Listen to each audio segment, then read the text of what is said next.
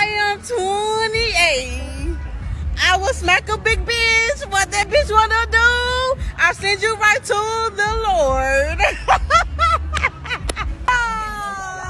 Like a robot.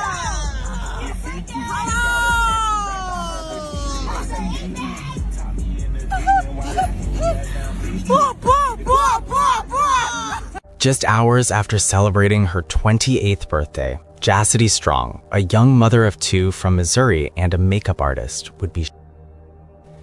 What started as a joyful birthday party with family and friends in the early hours of June 25, 2023, quickly turned into a nightmare, leaving 3 people, including the beloved birthday girl, Chastity Strong. The tragic incident wasn't the result of a random act of violence, but a dispute that escalated in seconds over something as seemingly innocent as a friendly hug. The hugs, the laughter, the birthday wishes, none of it could have foreshadowed what was to come next. Within moments of this embrace, a chain reaction of violence erupted, and just minutes later, Joss, along with 2 others, would be lying in the street, their lives brutally taken. This is not just another senseless shooting story. It's the story of how a moment of kindness turned deadly, exposing a web of failures within the justice system, and how one man's actions ended up destroying the lives of so many. But why did this all spiral into such tragic bloodshed? To understand how this heartbreaking tragedy happened to Chastity and others, we need to go back to the beginning. Chastity Joss Strong was born on June 25, 1995 in Kansas City, Missouri. That date, which marked the beginning of her life, would ironically also become the day her life was tragically cut short. Raised in Kansas City, she was the firstborn of her family, and this responsibility shaped who she would become. Joss was her mother Tamika's first child, born when Tamika herself was still a teenager, creating a bond that was both mother and daughter, but also, at times, a shared experience of growing up together. But her early years were marked by hardship. Joss's biological father was taken from her at a young age due to violence, and Miss Absence would remain a defining part of her life.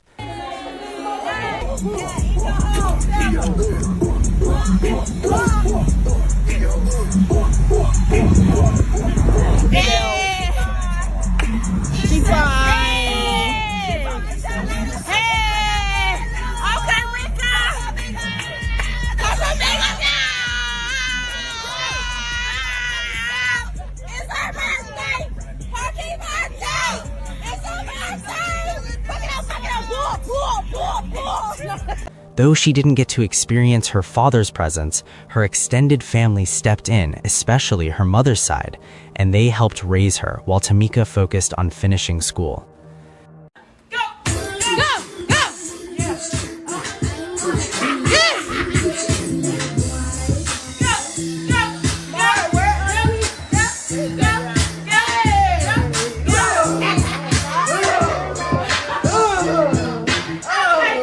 This blend of early loss and familial support shaped Joss into the reliable and strong woman she became.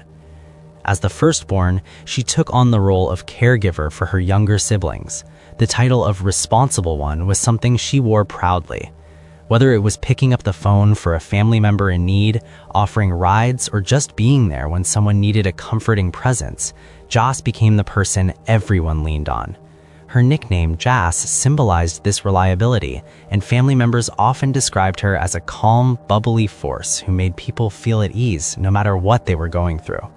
I don't give a fuck tomorrow.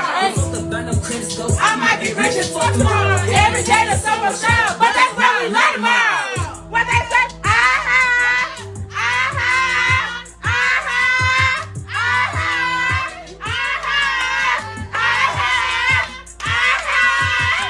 However, Joss's life wasn't just about responsibility, it was about ambition. Growing up, she dreamed of helping people. She chose to pursue a career in healthcare, completing her training as a certified nursing assistant, CNA. Her motivation came from watching elderly relatives navigate care facilities, seeing how vulnerable they could become when staff was overwhelmed. Joss knew she wanted to be different. She wanted to be the kind of caregiver who saw the person beyond the procedure, someone who would notice when a patient just needed a few extra minutes to talk, or perhaps a familiar song to calm their nerves. Her dedication to others was evident at work. Coworkers and colleagues remembered Jas as the teammate who was always willing to pick up an extra shift when someone else couldn't make it, or the one who stayed after hours to comfort a resident who was feeling anxious. But Jas's future wasn't just about taking care of others, it was about pursuing her own dreams. However, Jas didn't stop there. Beyond her work in healthcare, Jas had a natural talent for makeup artistry. She was self-taught and quickly built up a small but growing client base in Kansas City. Her passion for beauty allowed her the flexibility to book clients around her CNA shifts, which allowed her to juggle her ambitions with the most important part of her life, her children. By 2023, Jas was the proud mother of 2 young children, a daughter who was in early elementary school and a toddler son. Her children were her world, and every decision she made was centered around them. Jas tracked her expenses meticulously, ensuring that she set aside money for a future where they would be safe, stable, and comfortable. She had even started a savings account with the goal of moving her family into a new home, a place that would finally be their own, with room for both kids, a space for her makeup business, and a yard for them to play. Though Jas was dedicated to her career, she kept her social life relatively simple and scheduled. She didn't go out often, but when she did, it was typically for family or close friends, with her children's care and safety as her top priority. One of those rare occasions occurred on June 25, 2023, the day she turned 28. Little did she know that would be the last day her children would get to see her alive. Jas's birthday celebration on the night of June 24th to June 25th, 2023 was supposed to be one of joy. After midnight, she shared a toast with her mother on her phone to mark this special moment. It was a small tradition they had, celebrating the start of another year of life together. It was Jas's birthday, and the plan couldn't have been simpler. Enjoy a few joyful hours with friends. Afterwards, she would return home for a family breakfast filled with balloons, cake, and warmth at Club Mama's house, a nickname lovingly given to Tamika's home whenever it transformed into the family's hub of celebration, their very own Celebration Central. But the mood would quickly shift. Around 4 a.m. that morning, Jas was attending an after-hours birthday party at a local auto shop called Perfect Touch Auto Detail, located near 57th Street and Prospect Avenue. It's this birthday. Happy birthday.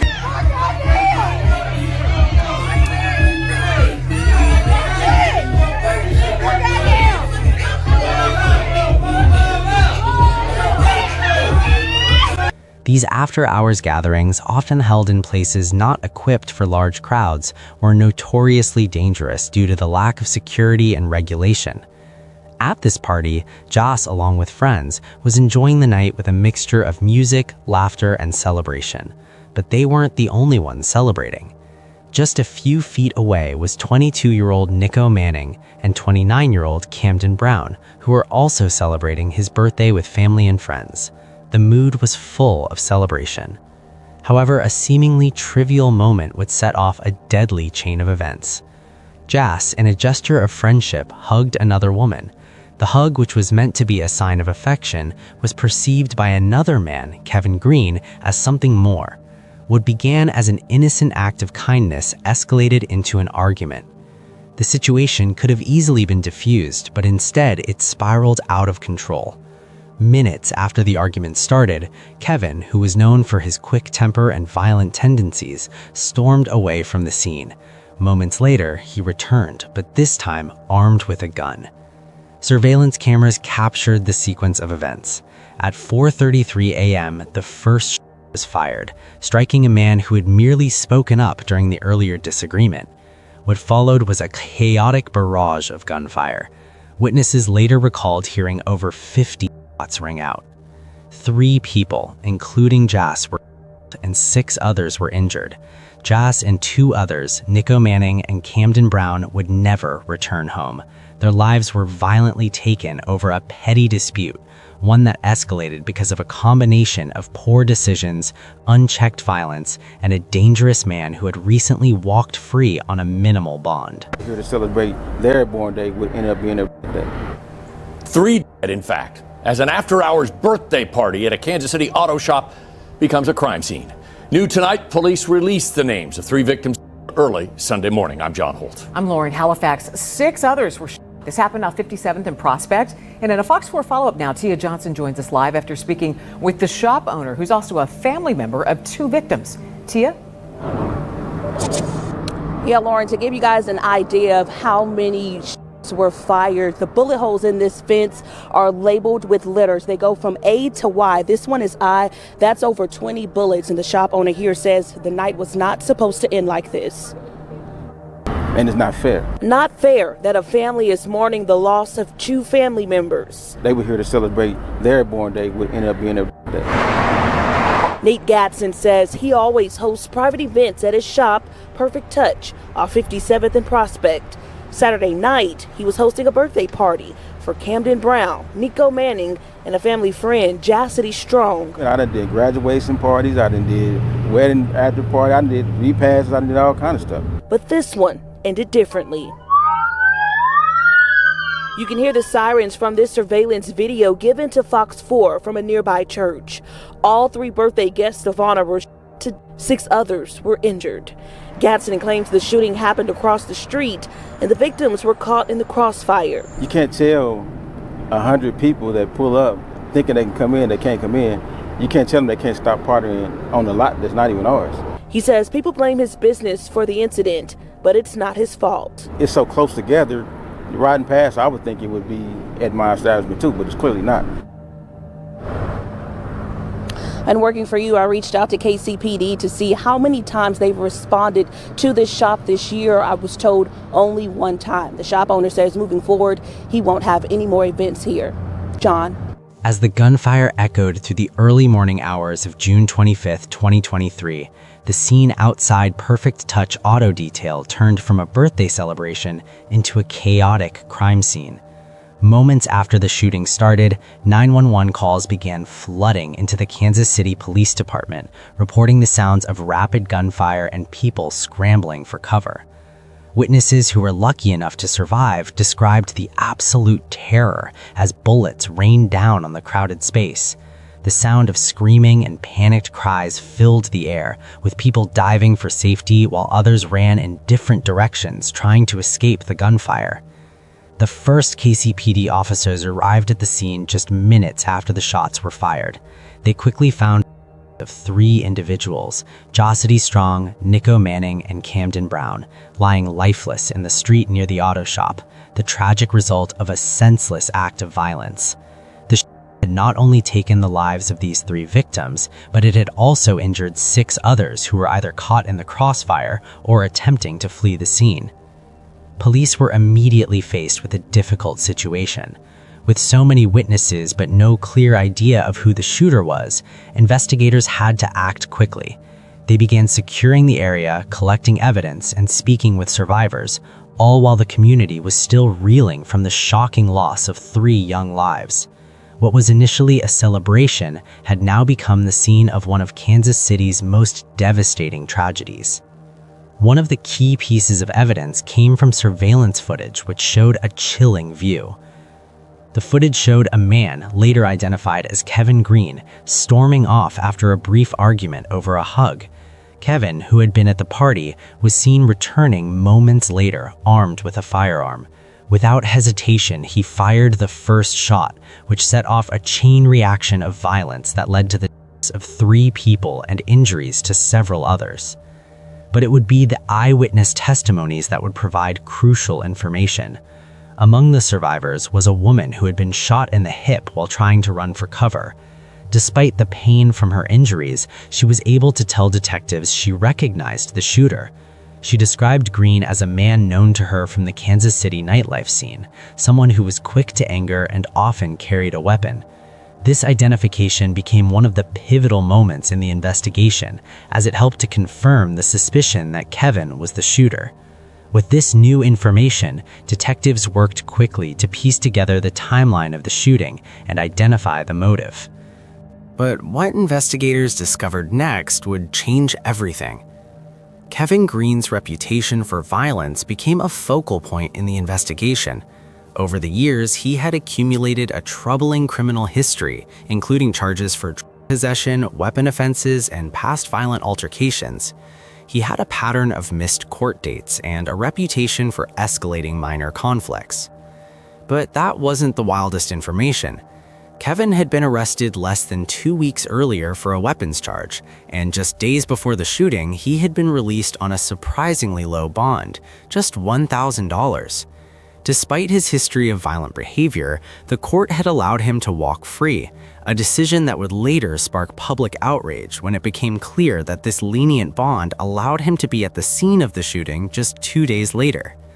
This oversight in the justice system would fuel debates about bail reform, the handling of repeat offenders, and the accountability of those who have a history of violence but remain free to cause further harm.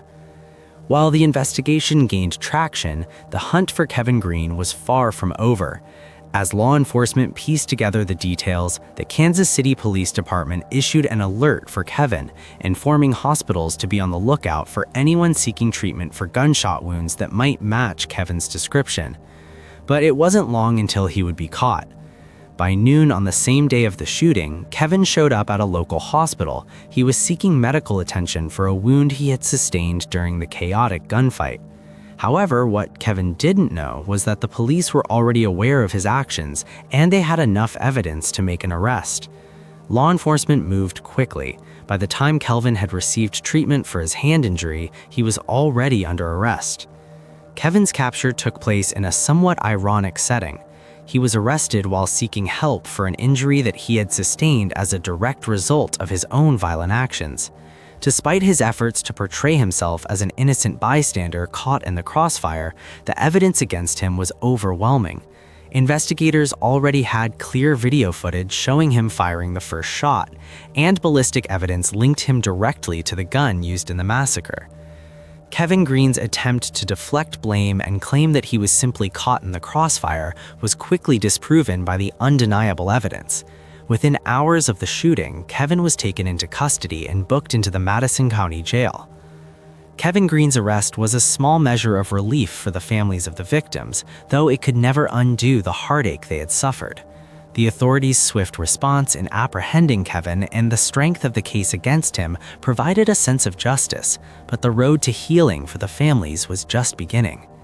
As the case progressed, the community would be left grappling not only with the loss of 3 young lives, but also with the larger questions of how a man with such a violent history was allowed to walk free, and what changes needed to be made to prevent such tragedies from happening again. The arrest of Kevin Green was a pivotal moment in the case, but for the families of Jasati, Nico, and Camden, the process of grieving and healing was only just beginning. Losing a child that you gave birth to, your first child, your first love, that's the worst pain you can go through. 3 people killed and 5 others hurt. An overnight at 57th and Prospect inches us closer to reaching 100 homicides so far this year in Kansas City, Missouri. I shouldn't have to be scared for my children to go out and have fun because they don't bother nobody. Tamika Jenkins sits in her front yard, surrounded by family, but missing a piece of herself. I'm heartbroken. My heart is shattered. My insides are hollow. I don't care about nothing. The immediate aftermath of the tragic shooting sent shockwaves through Kansas City, and the grief was palpable. Friends, family, and the community were forced to reckon with the fact that their loved ones were gone and that they were the innocent victims of a senseless act of violence. As the trial loomed on the horizon, the families of Jasati, Nico, and Camden were forced to relive the horrific events that had taken their loved ones. But for them, the trial was not just about seeking justice. It was also an opportunity to ensure that something as senseless and tragic as this would not happen again. Kevin Green, the man who had caused this carnage, faced numerous charges: 2 counts of second-degree murder, 1 count of felony murder, and 3 counts of armed criminal action. But first tonight at 5, new charges have been filed in that mass shooting that killed 3 people and hurt 6 others in Kansas City, Missouri. 26-year-old Kevon Green is now charged with murder. The shooting happened around 4:40 Sunday morning. Police were called to the area of East 57th and Prospect. They found victims lying in the street and in nearby parking lots. 29-year-old Camden Brown, 28-year-old Jassity Strong, and 22-year-old Nico Manning were all in that shooting. Kevon Green faces 3 counts of second-degree murder. He's also charged with 3 counts of armed criminal action. This defendant is being charged with all of the events of that evening, whether or not he fired the fatal or not. He is the individual that set off this chain event. Green will remain in custody. Charging documents indicate there were at least 3 shootings. The Jackson County prosecutor says additional charges are possible in the coming months. Meanwhile, KSHB 41 News reporter Abby Dodge visited the family of Jassity Strong just hours after they learned about charges in the matter that took her life. Abby shows us how the family's feeling about that swift arrest. A mother of 2 and life of the party, according to her family. 28-year-old Jassity Strong died on her birthday along with 2 other victims. Her family never given the opportunity to celebrate with her. I'm very empty. Yeah, I got the I don't care attitude. I don't care. I'm very empty. I lost my firstborn. Jastity's mom, Tamika Jenkins, says she wasn't expecting a call from prosecutors this morning. A part of me was happy. And then a part of me felt like it's not going to bring my daughter back. Did you think that a answer or an arrest would come this quickly? No, I didn't think I was going to get answers at all. I don't think I was going to get answers at all. Prosecutors announced this afternoon they charged 26-year-old Kevin Green with multiple counts of second-degree murder and armed criminal action. How do you feel knowing the person allegedly responsible for your daughter's death was let out on bond just a couple days before this happened? If that man wasn't let out on bond for the charges he had, my daughter would still be here. The other victims will still be here. But they let him out, and now look. Tamika remains thankful to have answers in her daughter's case, but she said those answers don't make her heart any less hollow. Abby Dodge, KSHB 41 News. The felony murder charge in particular was significant. In Missouri, anyone who initiates a dangerous felony that results in death can be held responsible for every fatality, even if they didn't fire the fatal shots themselves. This meant that Kevin would be held accountable not just for the deaths of Jassity and Camden, but for the chain reaction that had led to Nika's death as well. Prosecutors were determined to make sure that Kevin's actions, which had set the deadly chain of events in motion, would be met with the full force of the law. The trial was expected to be a high-profile one. The public had followed the case closely, from the shocking video footage of the incident to the overwhelming evidence presented in court. Kevin's defense, however, attempted to claim that he acted in self-defense, that he was caught in the crossfire. His lawyers pointed to the chaotic nature of the situation, the multiple shooters involved, and the sheer number of bullets fired as potential reasons to doubt Kevin's direct responsibility for the murders. But as the case progressed, it became clear that the evidence against him was insurmountable. Surveillance footage which had captured the entire sequence of events, from Kevin's initial confrontation to his return with a weapon, provided a crystal clear account of what happened that night. Witness testimony, including the woman who was shot in the hip, corroborated the evidence. In addition, ballistic evidence confirmed that the weapon used in the shooting had been in Kevin's possession. His own medical records showed the injury to his hand sustained during the firefight. With all of this evidence stacked against him, Kevin's defense began to falter. His attempt to paint himself as an innocent bystander was undermined by the overwhelming clarity of the footage and witness statements. He was not an innocent party caught in the chaos. He was the one who initiated the violence. After less than 2 hours of deliberation, the jury returned with a guilty verdict on all major charges.